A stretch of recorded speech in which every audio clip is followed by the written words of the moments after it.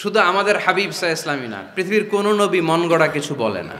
এজন্য নবীদের কথায় কোনো ভেজাল নাই, কোনো অমিল নাই। কোনোদিন এমন কি হয়েছে এক নবী এসে বলছে আল্লাহ আছে, আল্লাহ এক, আর এক নবী এসে বলছে না আল্লাহ দুই তিনজন হইতে পারে? বলেছে?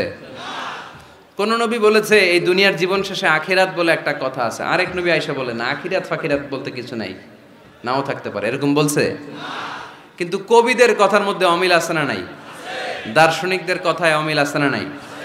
এক দার্শনিক এসে বলে মানুষ হচ্ছে পেট সর্বস্ব জীব, মানুষের বড় সমস্যা পেট সমস্যা, পেটের সমস্যা ঠিক তো সব ঠিক। আরেক দার্শনিক এসে বলে না, পেটের চেয়ে বড় সমস্যা যৌন সমস্যা, যৌন সমস্যা ঠিক করে দিলে সব ঠিক। আরেকজন বলে না, পেটও সমস্যা না যৌনও সমস্যা না, মানুষ আসলে মানুষই না, মানুষ হলো বান্দর। বানর থেকে এভলিউশন, সময়ের বিবর্তনে, কালের বিবর্তনে এগুলো মানুষ হয়ে গেছে। তার মানে এদের কথার মধ্যে বৈপরীত্য আছে না নাই? কিন্তু নবীদের কথায় কোনো বৈপরীত্য আছে? কারণ নবীরা মন গড়া কিছু বলেন না, তাদের কাছে কথা আসে একটা হেড কোয়ার্টার থেকে। হেড কোয়ার্টারটা কার? এজন্য আল্লাহ বললেন ওয়ামা ইয়ানতিকু আনিল হাওয়া ইন হুয়া ইল্লা ওয়াহয়ুন ইউহা। আমার হাবিব মন গড়া কিছু বলেন না, আমার পক্ষ থেকে যদি ওহির বাণী এসে তার কাছে পৌঁছায়, ওহির আলোকে কথাগুলো তিনি তোমাদেরকে শোনান, ঠিক কিনা? হি ওয়াজ গাইডেড বাই ওয়াহি, হি ওয়াজ গাইডেড বাই রেভেলেশন।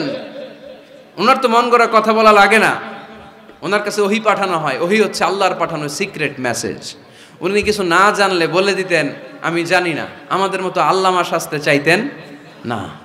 আমাদের মুখ দিয়ে আপনি কিলায়া গুতায়াও জানি না এটা বের করাইতে পারবেন না, সব জানি আমরা, ঠিক কিনা? জানি না, আমি জানি না, এটা বলার অভ্যেস যেন আমরা করি। পারা যাবে? কি বলবো আমরা? জানি না। আসলে জানি না কি কিছু? কথা কন। ওমা উতিতুম মিনাল ইলমি ইল্লা কালিলা। আল্লাহ আমাদেরকে যে জ্ঞান দিয়েছে এটার নাম কলিল। এটার নাম কি? কলিল। কলিল অল্প। কলিল মানে কি?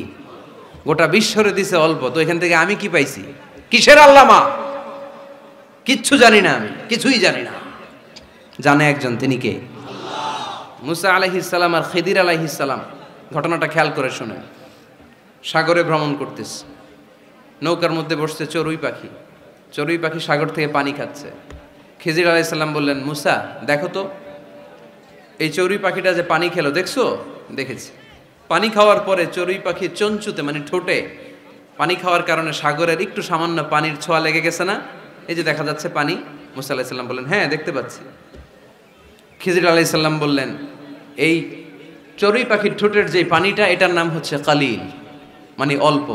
তিনি বললেন এই যে গোটা সাগর এটা হচ্ছে আল্লাহর জ্ঞান, আর পানি খাওয়ার পরে চড়ুই পাখির ঠোঁটে যে পানি লেগে আছে এটা হচ্ছে গোটা বিশ্বের সবার জ্ঞান। সুবহানাল্লাহ কইতে পারলেন না? তাহলে কত অল্প জ্ঞান নিয়ে আমরা জ্ঞানের বড়াই দেখাই, মাতব্বরি আমরা দেখাই। বিষ্ণু ইসা ইসলাম এরকম করতেন না। জানেন না বলতেন জানি না, পরে বলে দিব। ইহুদিরা এসে প্রশ্ন করলো মুহাম্মদ 3টা প্রশ্ন করব, উত্তর দাও, পারলে আমরা সব ইহুদি গোষ্ঠী কালিমা পড়ে মুসলমান হয়ে যাব।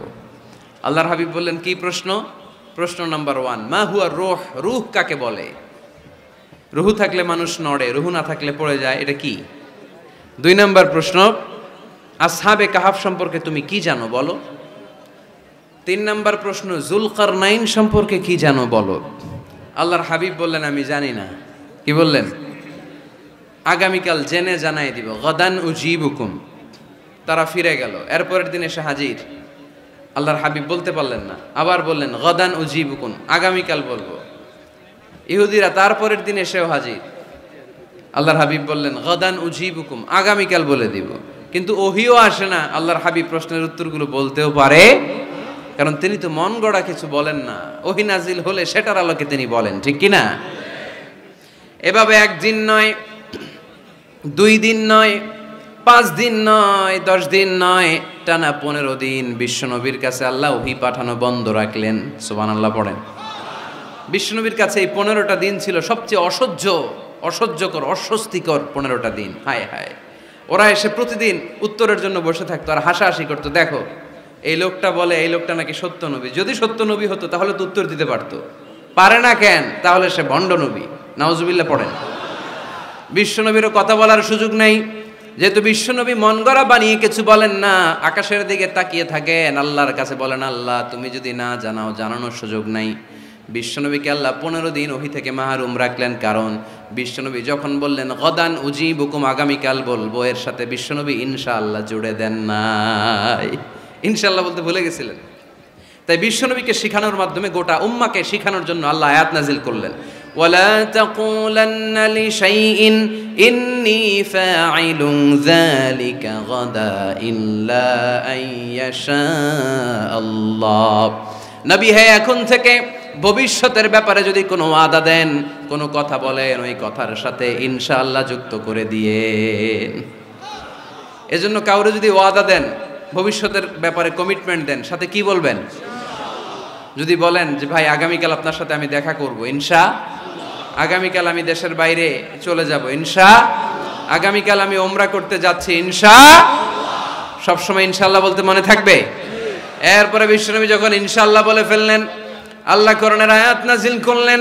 বিশ্বনবী তখন দাঁড়িয়ে বললেন, কার কার উত্তর দরকার আমার কাছে আসো, উত্তর নিয়ে যাও। উত্তর নাজিল হয়েছে, ইয়াসআলুনাকা আনির রূহি কুলির রূহু মিন আমরি রাব্বি ওয়া মা উতিতুম মিনাল ইলমি ইল্লা কালিলা। 2 নম্বর উত্তর, আম হাসিবতা আন্না আসহাবাল কাহফি ওয়ার রাকিব কানু মিন আয়াতিনা আজাবা।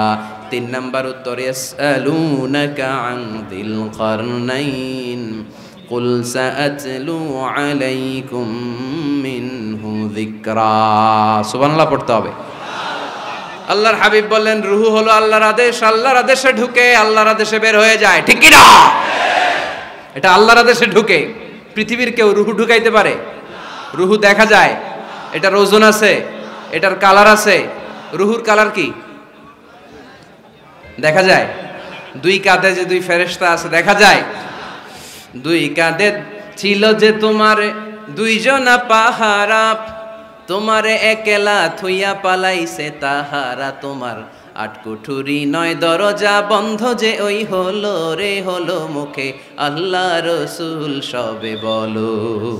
দুয়ারে আইসাছে পালকি নাই হরি গাও তোলো রে তোলো মুখে আল্লাহ রসুল সবে বলো। ও মুখে আল্লাহ রসুল সবে বলো, ঠিক কি না? 2 কাঁধের 2 ফেরেশতা উড়াল মারে। রূহটাও যখন উড়াল মারে, মানুষগুলো লাশ হয়ে জমিনে পড়ে যায়। বিশ্বনবী এবার কোরআনের ওহী পেয়ে বলে দিলেন, রূহ হলো আল্লাহর আদেশ, আল্লাহর আদেশে ঢুকে আল্লাহর আদেশে দেহ থেকে বের হয়ে যায়। 2 নম্বর প্রশ্নের উত্তর দিলেন আসহাবে কাহাফ, 7 জন যুবক আল্লাহর জমিনে আল্লাহর দ্বীনকে বাস্তবায়নের জন্য গুহার ভেতরে যে ঘুমিয়ে পড়েছে। 309 বছর পরে তাদেরকে জাগিয়ে দিয়েছে কে? জুলকারনাইনের ব্যাপারে বিশ্বনবী জানিয়ে দিলেন, গোটা বিশ্বে 4 জন বাদশা ছিল, 2 জন মুসলিম 2 জন কাফের। জুলকারনাইন এমন একজন বাদশা যিনি গোটা বিশ্বকে শাসন করেছেন। সুবহানাল্লাহ পড়েন। তার মানে বিশ্বনবীর 4 নাম্বার পরিচয়, আমার নবী মন গড়া কথা বলে না, বলে? আমার নবী কখনো কশ্চিনকালে মন গড়া কিছু বলে না, ঠিক কিনা? শুনতেছেন আপনারা? কষ্ট হচ্ছে মনে হয়? এখন তো রোদ বাড়তেছে, এই যে অনেকে মাফলার খুলতেছেন, চাদর খুলতেছেন, কষ্ট হয়ে যাচ্ছে না? আর কয়েক মিনিট শুনবেন।